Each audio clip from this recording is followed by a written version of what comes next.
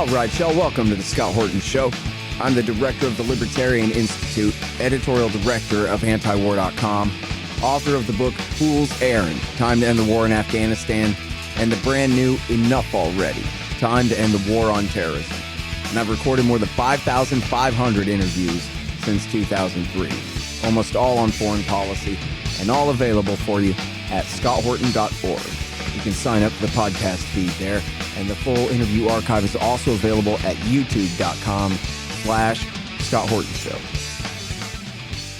All right, you guys, on the line, I've got James Carden, and he's from Acura, and that is the let's get along with the Russians instead of having a nuclear war group over there.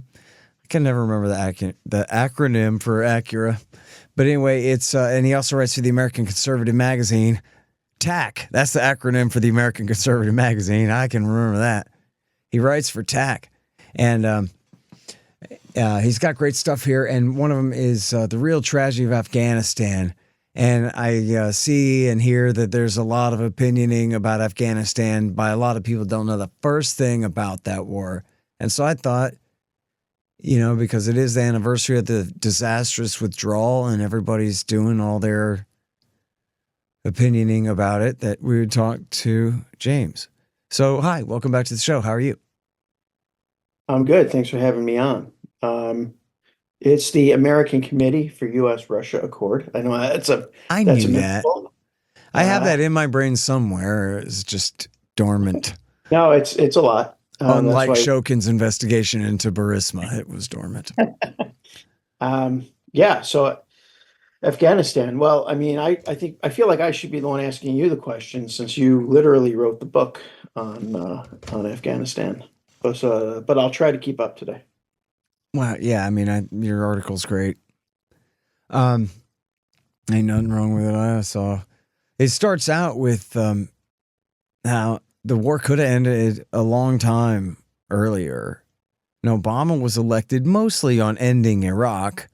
But the sentiment was, let's just stop doing what Bush has been doing. If it takes electing a black guy with two of his three names sound like two of our enemies, Osama and Hussein there, then that'll be fine. We'll do that if that's what it takes to stop what Bush is doing. And instead, he come in and he tripled the goddamn thing.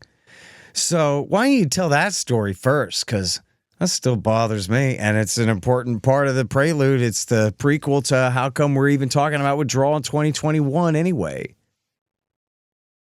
Yeah, I think that's an important story because it also points to kind of the deterioration of a civilian control over the military. So when Obama got into office January of 2009, you know, there was an expectation that he would begin to wind down these forever wars. The Afghanistan war began on October 7, 2001. At that point, bin Laden was still in the wind, though we now know, of course, he was in Pakistan, not Afghanistan. Obama, in his methodical, professorial way, launched a 10-month review of policy in Afghanistan. That might have been a mistake because it gave his opponents within his own cabinet plenty of time to, rally their cause. And ultimately what happened was that when the decision, when he finally got around to making the decision after 10 months and about 10 or 11 meetings of his, top national security advisors, he ended up agreeing to send roughly 40,000 more troops into Afghanistan, 30 some odd thousand Americans plus a contribution from Europe. So President Obama got rolled in his first year by the hawks in his own cabinet, predominantly Leon Panetta, Hillary Clinton, General Mike Mullen and David Petraeus. There were a couple of dissenters from the idea of an increase, Joe Biden and Tom Donilon, but that was about it. Every time, Obama said he wanted to get to a point where he wanted to withdraw, the military intelligence and policy advisors always came back with a bigger number. So Obama basically got played. But it was a lesson I think that unlike a lot of recent American presidents, I think Obama has had the ability to learn from his experiences. And so when it came time to launch a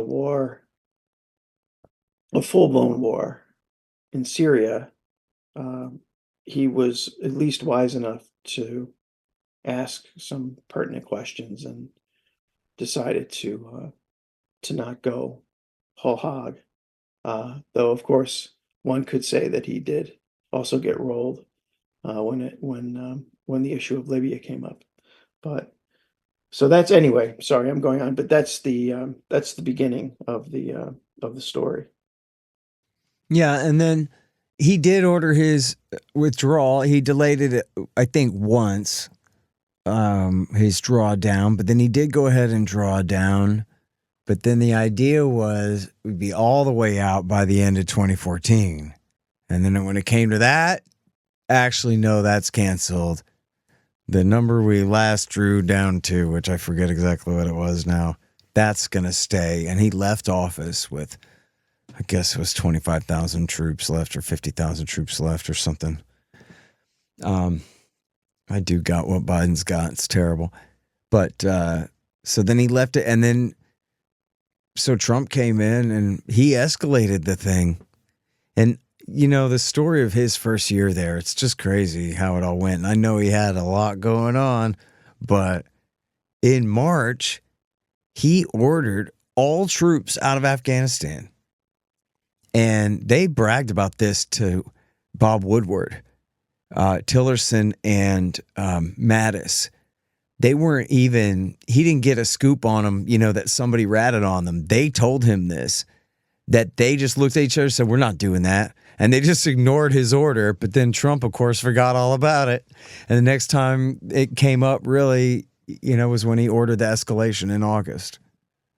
And then, of course, he famously tried in the very last weeks of his administration to draw down from the Middle East. And once again, his own advisors prevented that from happening. Particularly Robert C. O'Brien and his defense secretary, Chris Miller. And, trouble, worryingly, these people seem poised to make a return under a second Trump administration. Right. Yeah. O'Brien, and he's the one who wrote the giant thing in Foreign Affairs about what Trump's new national security strategy will be. And it could have been written by Robert Kagan, It's the same old thing. Oh, absolutely. It's a very hawkish statement. And once again, Trump sometimes awakens from his deep slumber and says things that, actually make sense. And today, for instance, he spoke in New York City to the New York Economic Club. And, it was primarily, as you would expect, a speech about the economy. But, he said some really sensible things about the danger of nuclear weapons. And he spoke at length about how dangerous the situation is and how there's a real threat of World War III, and we can't have this happen. And, climate change is nothing compared to what he calls nuclear warming. And he said, we better be smart. And this is a quote: "We better be smart, and we better have smart people at the top who know how to deal with these things." And he was speaking in a question and answer period extemporaneously. And it really did seem like he understood the danger that these weapons pose to humanity. And yet, at the same time, he has people like Pompeo and O'Brien in his inner circle. So, it concerns me that, should he win, we're going to have a replay of Trump won. And during Trump won, as you know, and as I'm sure your listeners know, every time Trump tried to do something sensible in the Middle East, they undermined him. I mean, John Bolton, who served as one of his national security advisors, brags about undermining Trump's agenda in his memoir. So, that's kind of the situation I think that he's going to be facing once again, unless he wises up. I know. What's he ain't going to do? He'd have to start reading the national interest in the American Conservative magazine, and he just ain't going to do that. Can I just jump in there real quickly? Not the national interest. If you, he, It's if been he a was, while. it I was- haven't been reading if it this closely. was 2012 or something, maybe. But the national interest has transformed into a neocon rag. Oh, so that's too bad. it would not be. Yeah, that would not be something that we would want Mr. Trump to have on. Well, tack then. Yeah. I mean, I Tack. talked with Danny Davis earlier, and I was watching him interview Doug McGregor before that, and I'm thinking, well, there's your defense secretary and national security advisor. So what's the problem? It's so obvious. You can't even get the guy to watch YouTube. You know what I mean? I don't know. I mean, he knows McGregor. I don't know if he's got McGregor up his sleeve or not, but it sure would be nice. And this is so obvious, and this should be obvious to Trump in the same way. It's this different dynamic with Obama, but he could have done something like this. But clearly with Trump, and certainly with McGregor by his side, the narrative is we're so tough that we're not scared of anybody, and that's why we can end all the wars and bring all our troops home and stop supporting allies all around the world and all of these things that we're doing. Because I ain't afraid of no Ayatollah, right? Like if Doug McGregor told you I ain't afraid of no Ayatollah, you'd be like, yeah, of course you're not, right? Perfect. So just get up there and say that, right? And then it'd be like if they could get Mattis to say that, it would be credible coming from him. You know what I mean? So same kind of thing. And I don't know why Trump. Well, I do. It's the Zionism, man. Right? That's the key to the empire anyway, is the empire can't come home because then we won't be available to help Israel. That's what Irving Kristol and Norman Podhoretz said in 1977 or whatever. So that's America's life story now. Well, I think that's unfortunately the case in terms of Middle Eastern policy. Trump does seem to have some sensible instincts with regard to he falls back on his old deal-making instincts when he talks about China and when he talks about Russia. He doesn't seem to be particularly ideological. Where the ideology does creep in, as you point out, is when it comes to Israel and the Middle East. And there's just simply no daylight between the two parties on that issue. Yeah. And so, I'm sorry, I'm like control F'ing through my book trying to find this guy's name because, again, with the Biden brain, I can't remember who he is. But it's this special forces officer. It's the guy, you might know who I'm talking about. He's he's the reporter who did the story about the 4 Green Berets who got killed by ISIS in Jordan, where they were training terrorists for the Syria war. And he also did this great article he did one about CIA supporting missions inside Russia about a year ago. And he also did one that was really in-depth thing about the air war in Afghanistan in the Trump years. It's not William Harkin, is it? No. No. This guy he was a Ranger, this guy, or a Green Beret. I think he was a Green Beret. and I'm so sorry, I'm blanking on his name here. But anyway, he had this really great piece about the drone war in the Helmand province. And there was so little journalism about the Afghan war during the Trump years because most of the troops were out of there and the focus was on so many other things. But there were, there was a special forces war in Nangarhar, and the Marines went back to Helmand, and they had a massive drone war in Helmand, and I guess in Kandahar too. I think especially in Helmand. Anyway, God, the guy's name is on the tip of my tongue. But it was a horror show down there, and they're just bombing the crap out of everybody. It wasn't just drones; it was planes too, but it was mostly air war, and they're just bombing people over the slightest pretext from 30,000 feet. They don't know who they're killing, and that went on for 4 years. But then he did negotiate his way out of there finally, although he didn't leave. As you say, his own government prevented him from leaving. And he was trying to leave early because he made a deal to leave in 21 after he was safely reelected, if he was safely reelected. And you know what? Let me ask you what your opinion is this. Speaking of the national interest, he got Zalmay Khalilzad, who obviously he's an Afghan, but he's a neocon, studied under Strauss with all those guys at the University of Chicago as part of their group, or at least their mascot. If he's not a made guy, he's very close to them. And somehow Trump made a deal with him, and he kept it to really see through a deal with the Taliban that, okay, we'll leave. And I wonder what you think is behind that. Because it would have been just as easy for Khalilzad to lie to him and just string them along and stay.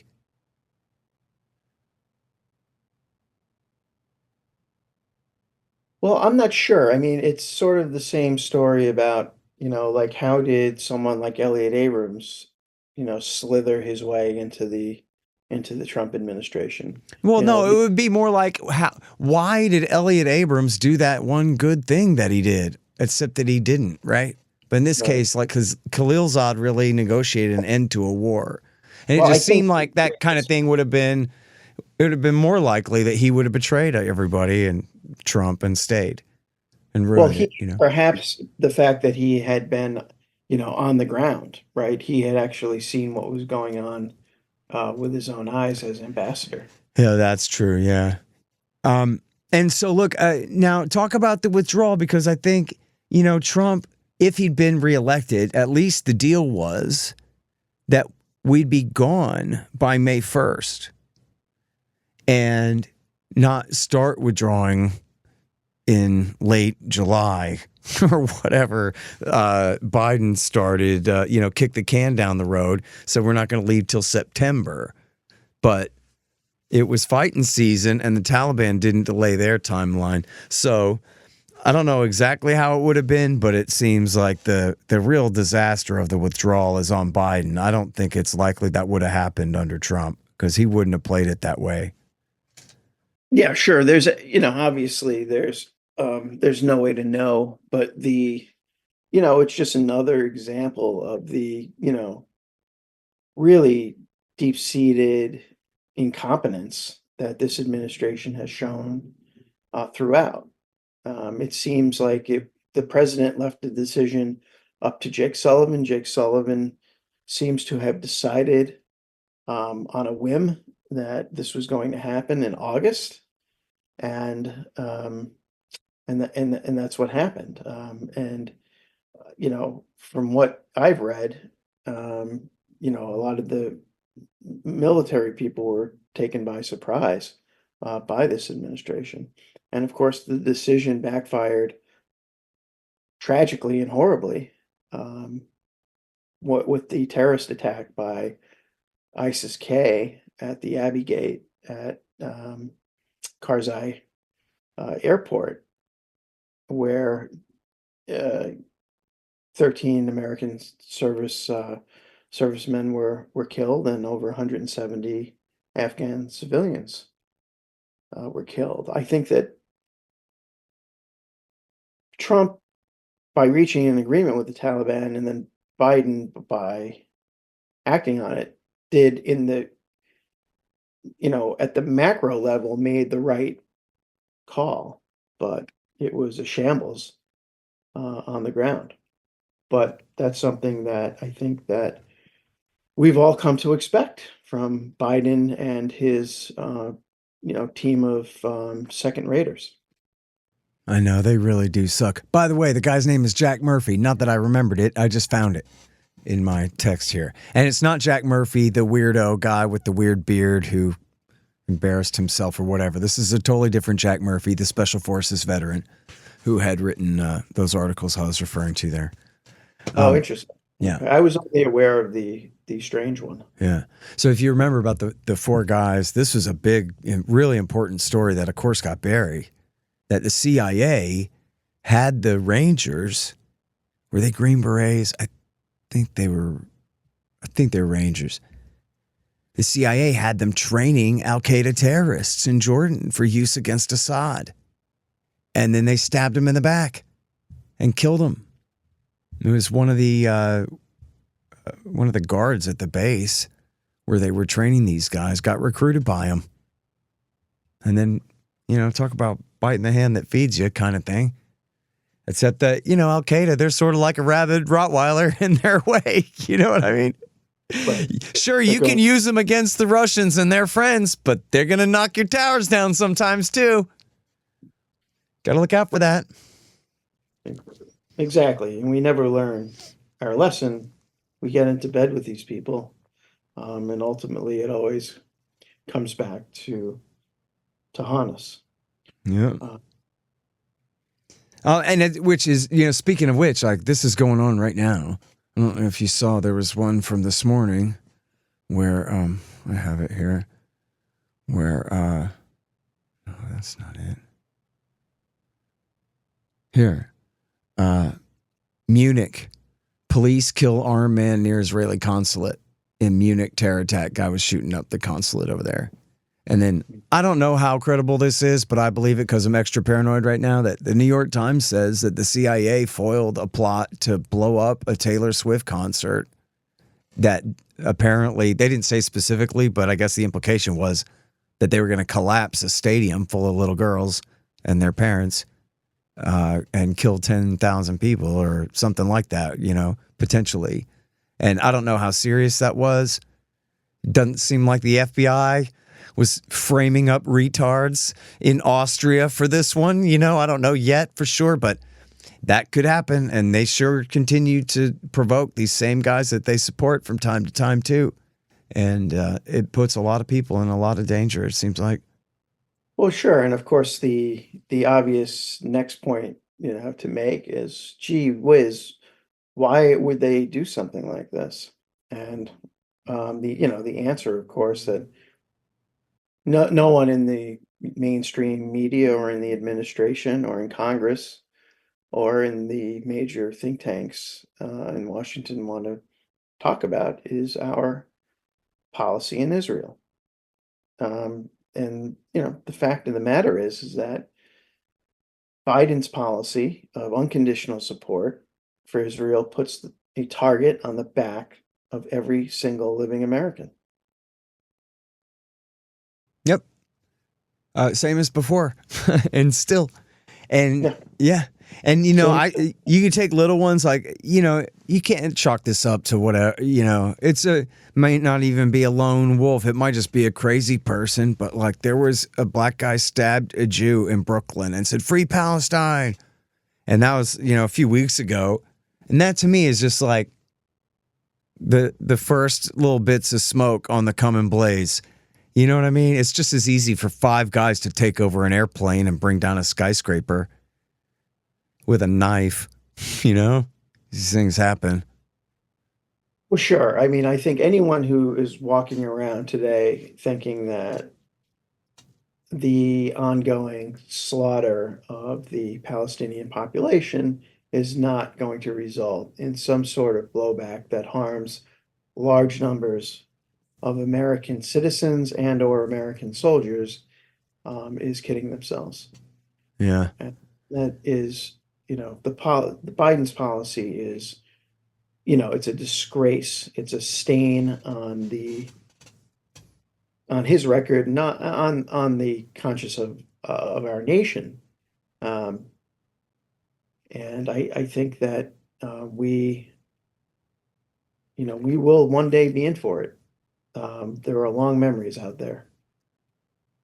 Yeah, well, I always wondered if is it just the Buddhism or what the North Vietnamese don't take revenge, or hell, the South Vietnamese don't take revenge for what America did to them. Let bygones be bygones and things like that.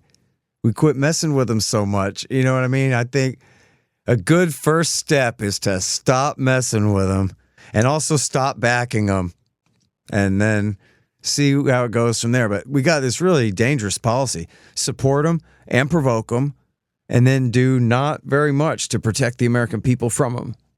And so, the problem is it's too easy for even an idiot to do so much damage. I mean, you saw a 14-year-old boy shot up a school, killed 4 people, and wounded, 9 or 10 or something yesterday or day before, whatever. I lose track of time.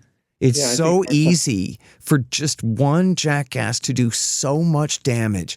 And then, so what about people who aren't jackasses? What about people who really know what they're doing and have something really terrible in mind?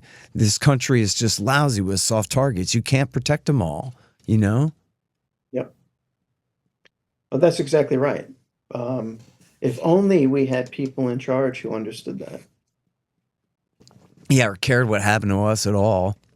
No.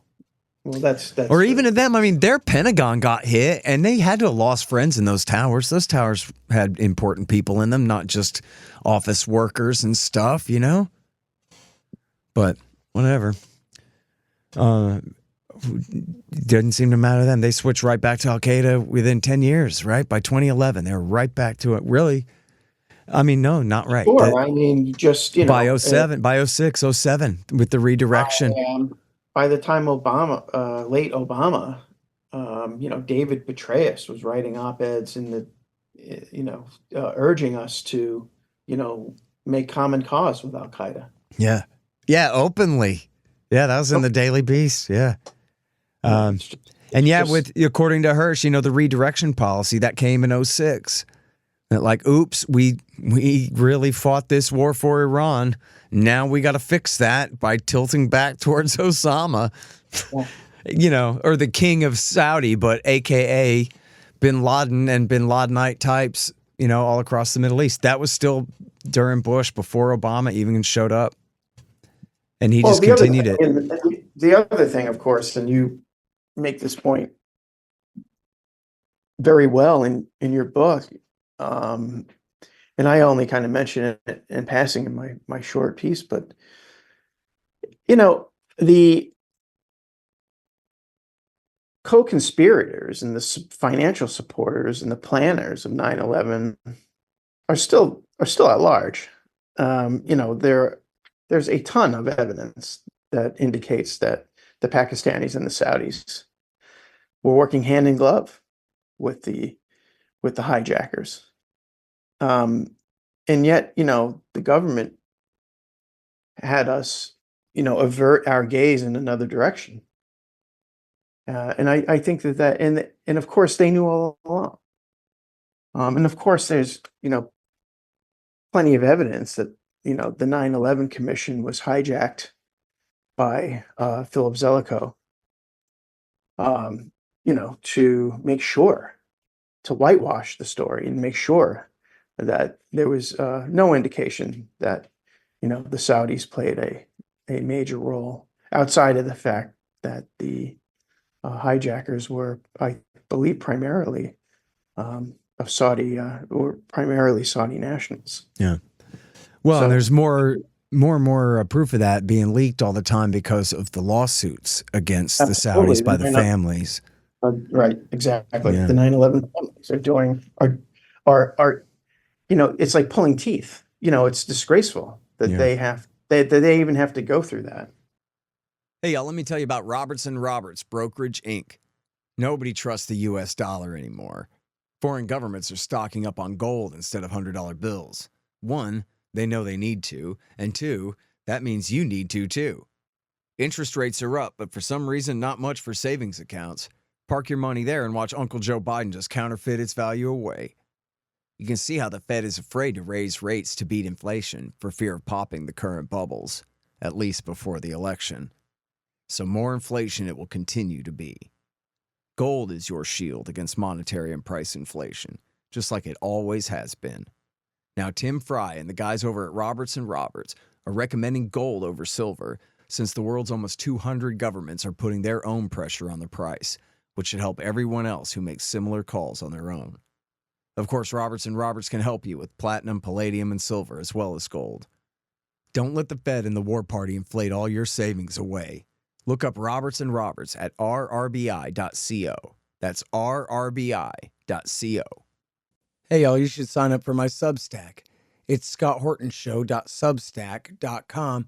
And if you do that, you'll get the interviews a day before everybody else. But not only that, they'll be free of commercials.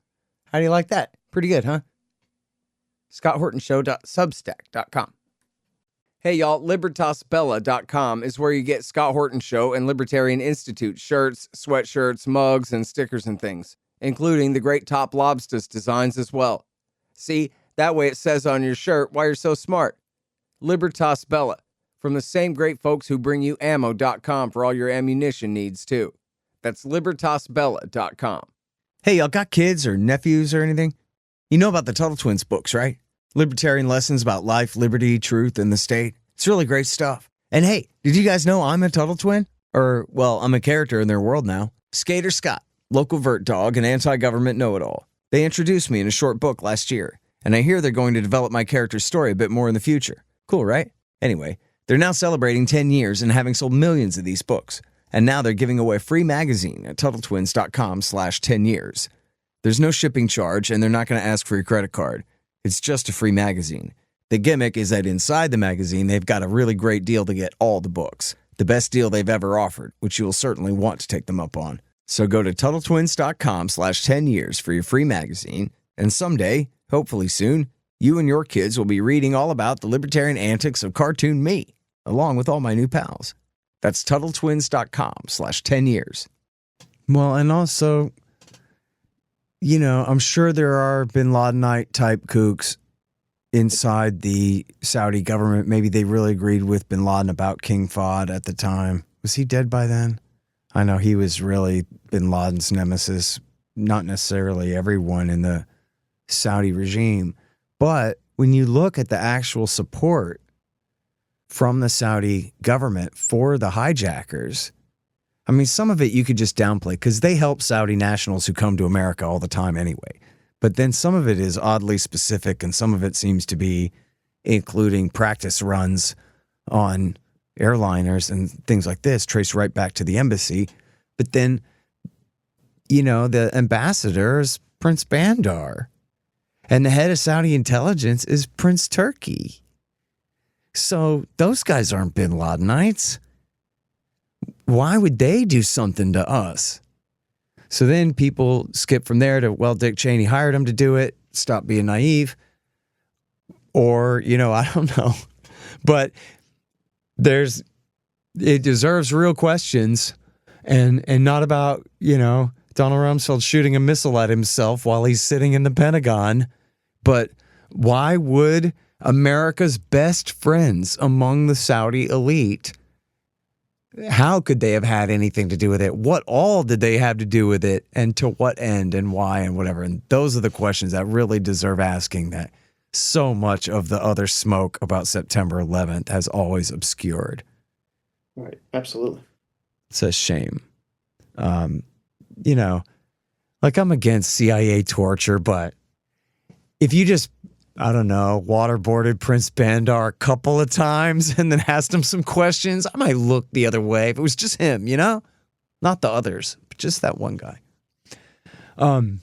Anyway, I think I got a friend fired from her TV news show for accusing Bandar of doing September 11th. I was kind of just joshing around, but serious on purpose, you know, kind of playing, but also meant it.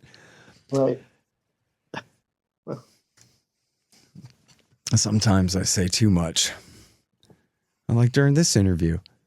Let me ask you about this. You wrote this great article about Kamala Harris and how much the entire foreign policy establishment is behind her. So before you describe all that, let me ask you what you think they have against Trump, because I don't see really the discrepancy. What they have against Trump? I think I would circle back to what I was talking about before, is that occasionally he shows glimpses of sanity. And I think that that's enough for him to earn their undying enmity. That's such a great answer. Like, this guy's sane. We got to kick him out of the asylum right now. That's the only thing that you can really think of, because it can't really be his record in office. He was a great disappointment to folks like us.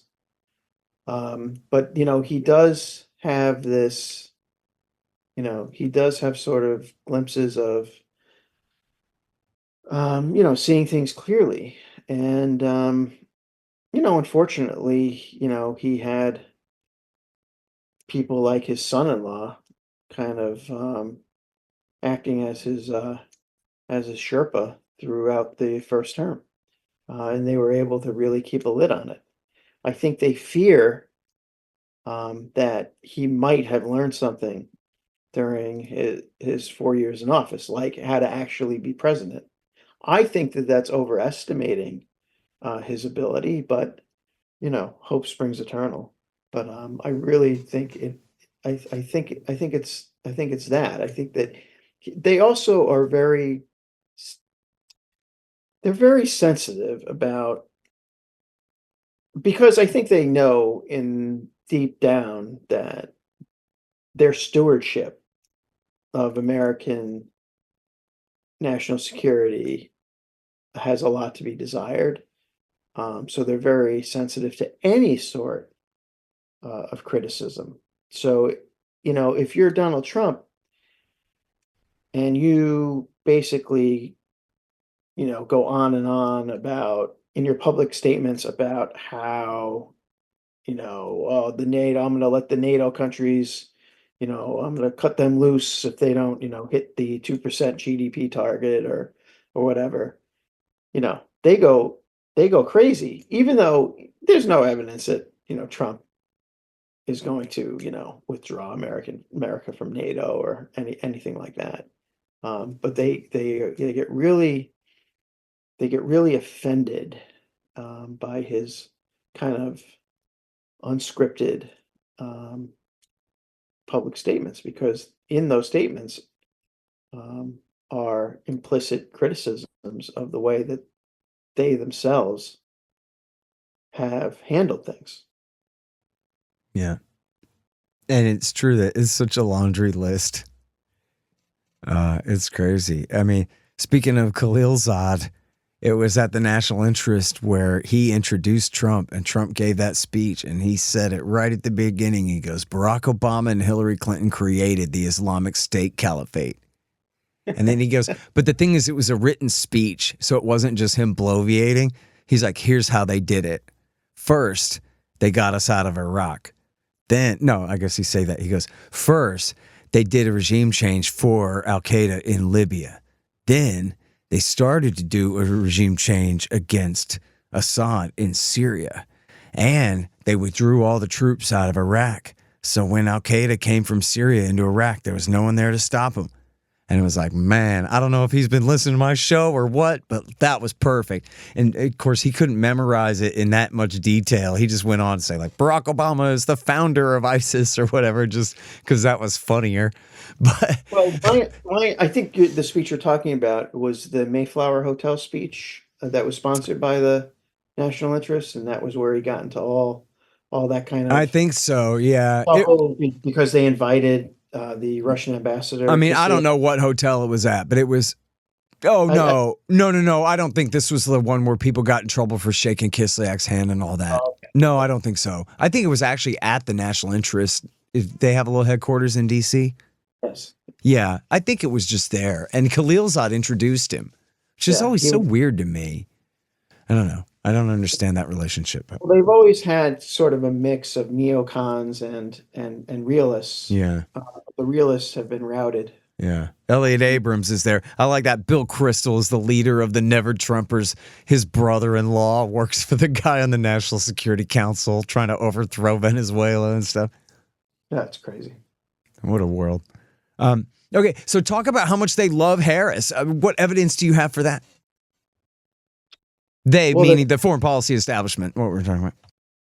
Oh, they're lining up in droves behind her. I mean, there's no better evidence than yesterday's endorsement of Harris by none other than Liz Cheney.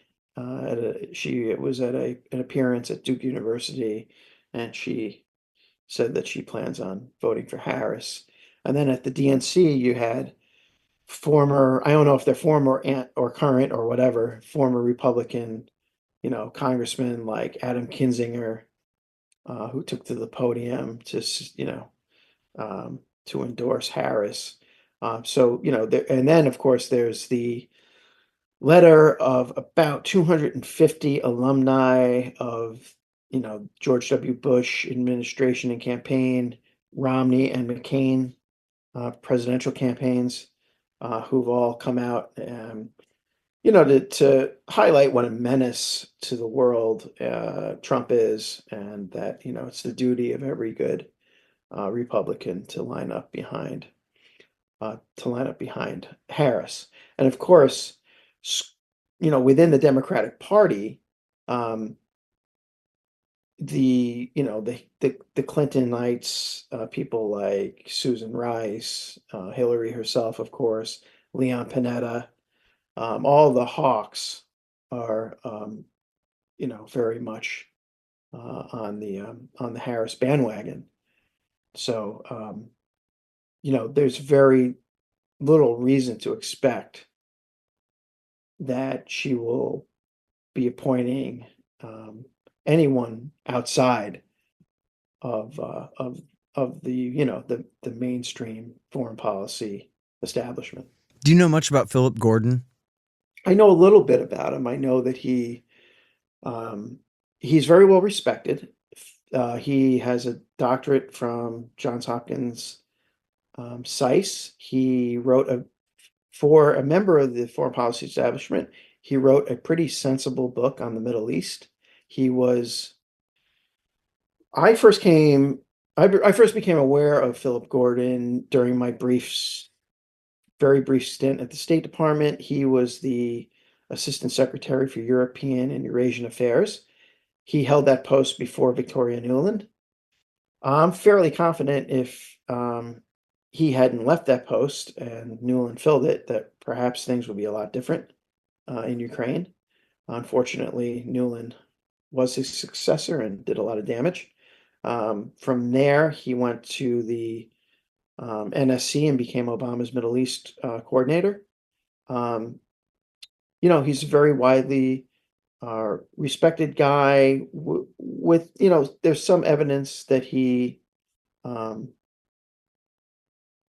is something of an independent thinker, but he's very much an establishment figure. It's widely expected that he's going to be her national security advisor, and it's possible that he's going to bring with him a lot of people that he came up through the ranks with during the Clinton and then later in the Obama years.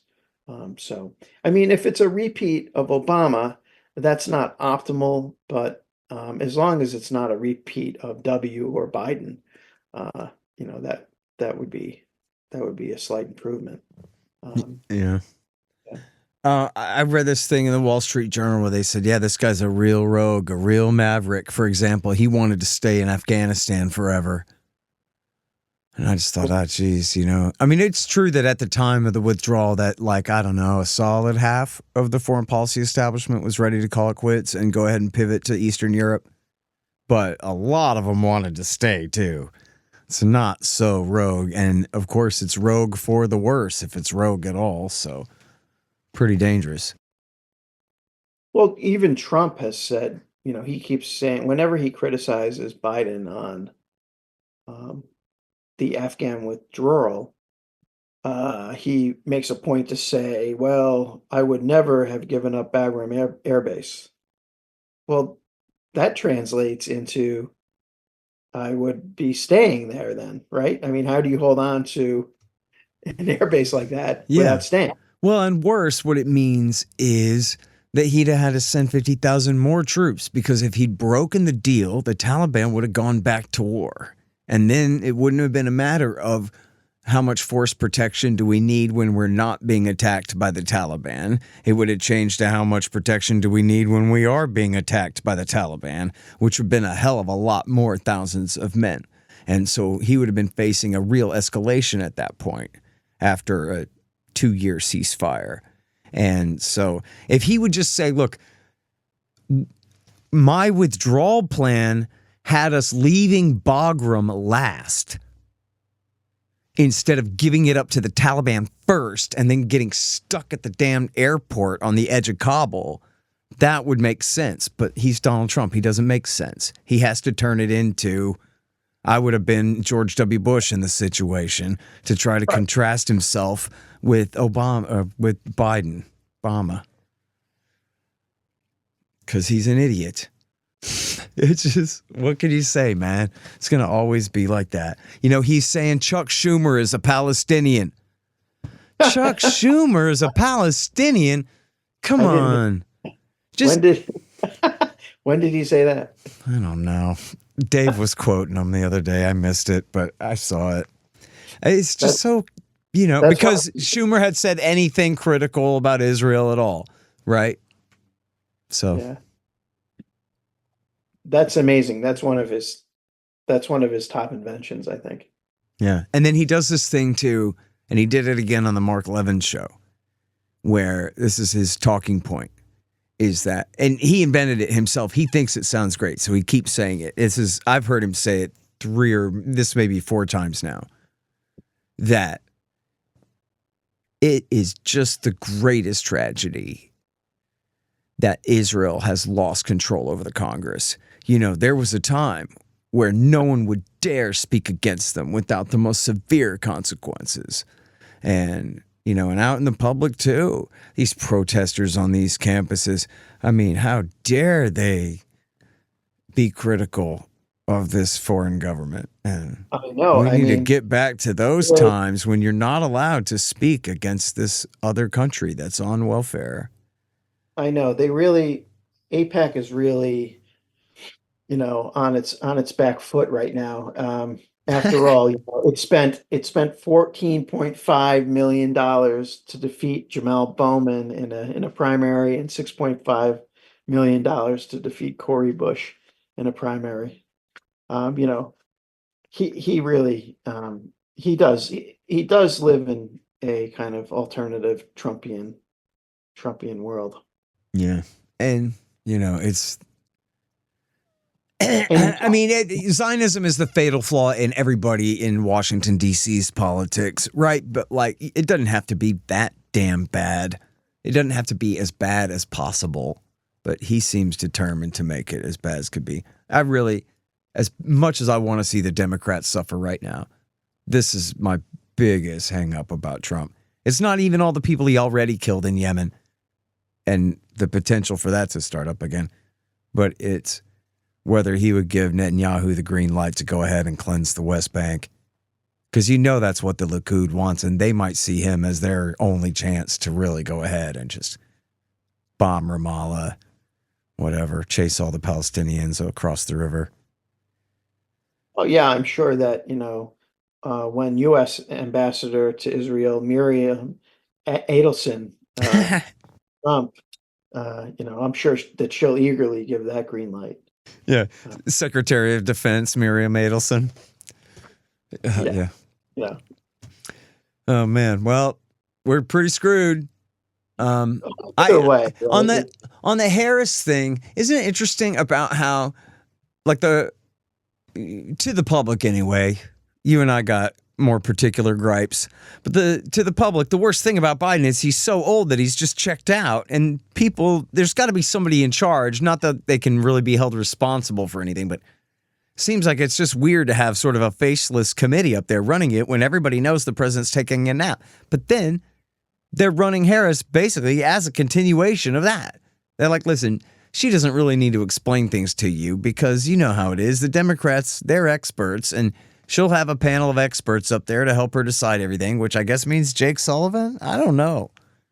But I mean, we're in kind of an interesting, almost unprecedented situation where we have a president who is actually brain dead, about to be replaced by his vice president who is functionally brain dead. I mean, I think never before in American history, have we seen such a thing. The idea that, and I've heard this a lot recently because I think that Biden now looks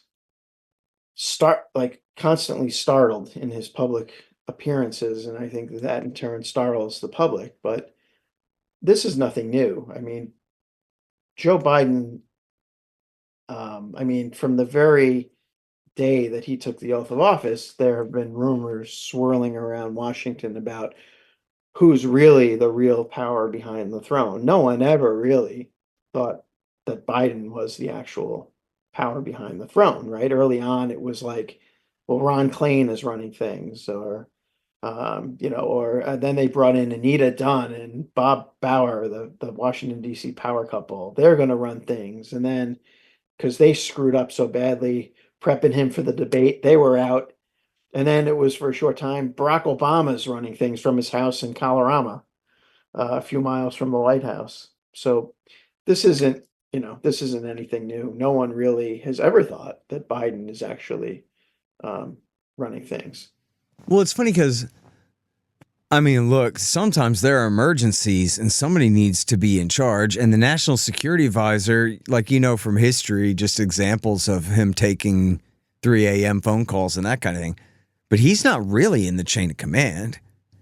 And the Secretary of State seems to be, relatively powerful in terms of just his relationship with Biden. But he's at the State Department, and so he comes to the White House sometimes, but he can't be the guy running the White House. And the Secretary of Defense seems like basically an empty suit, right? Like I don't know how much juice he has at the Pentagon, but he's not like a strong man running the White House or anything like that. No one conceives of it that way. So and you mentioned Ron Klain and these other kind of politicos, but there are national security matters that have to be attended to. You know what I mean? They're important decisions. Well, yeah, I guess you just have the deputies committee just try to hash these things out and resolve as much of it as they can without having to ask Biden to break the ties. And they just kind of, the interagency, as Vindman calls it, just runs the government. Well, sure. That's like, this government is like, Vindman's, dream, because it's all interagency. And it's really the real power at the White House in terms of foreign policy is Jake Sullivan. No one takes Blinken seriously.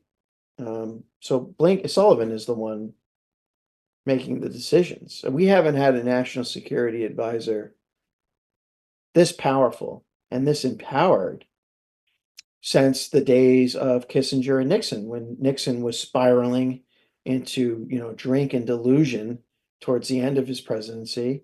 And Kissinger was running things. And you'll recall that in 1973, during the Yom Kippur War, Kissinger unilaterally decided to raise the, American nuclear force alert to DEFCON 3. Nixon didn't know about that. So, that's the sort of situation that we're in today. It's amazing. And isn't it funny, too, how they said, well, okay, look, it's not that he's really senile. They didn't really say this clearly, but the implication is, it's not that you're right that he's out of his mind. It's just that so many of you are wrong that he's out of his mind that you're not going to vote for him. And so he's going to lose. And so that's why we're overthrowing him. We're not overthrowing him because he can't do the job. We're overthrowing him because you think he can't do the job, and we can't straighten you out on that, I guess. So, but meanwhile, the truth of the matter is, of course, he can't do the job. As we, I've been saying, because I'm getting old and smoke a lot of pot and losing my memory and I can't remember anything. And so I say, I got what Biden's got. But I've been saying that for years and years. This is not a new situation on his part, It's been like this since, before he even started running in 2019. So, well, I mean, even when if you talk to people, I don't know if you've ever had Winslow Wheeler on your show. Yeah, it's been a little while, but yeah, he's a great guy. Winslow's awesome, and he's the only, I believe, in the history of the Senate, the only staffer to have worked concurrently for both a Republican and a Democrat. I mean, Winslow saw Biden, up close and in action when Biden was allegedly in his prime, and he was always the most unprepared member of the Senate. Yeah. Biden was never this very sharp guy. And Trump tells the story, or used to before Biden dropped out. Trump would tell the story every time he was on the stump about his friend, Trump's friend from Palm Beach, Teddy Kennedy.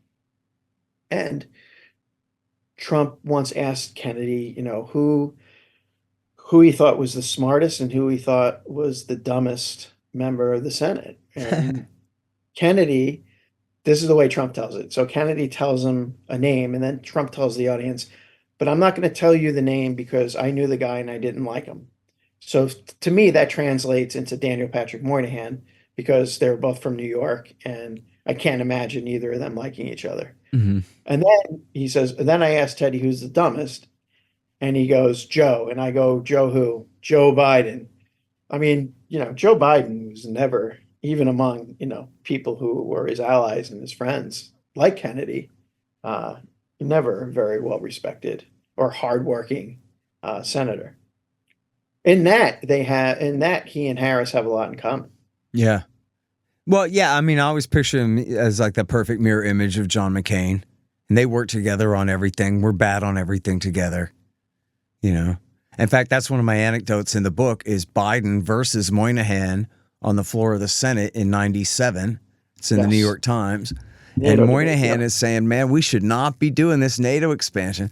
And as the Times reporter puts it, Biden is, stomping around the floor of the Senate, flailing his arms in the air and saying, oh, I can't believe this. And he's saying, you're saying that if we bring the Baltic states into NATO, that's like putting an iron ring around Russia. And he says, I just can't understand what that means.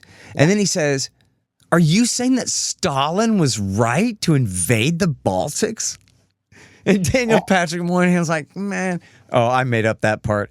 I can just picture him going, oh my God, let me out of here. And for your listeners, this is available on YouTube and on C-SPAN. So you can look no shit. Oh man, I'm gonna have to. There's another footnote I need. Good old James Carden. You can look it up, and it's actually Newsweek posted it in March of 2022.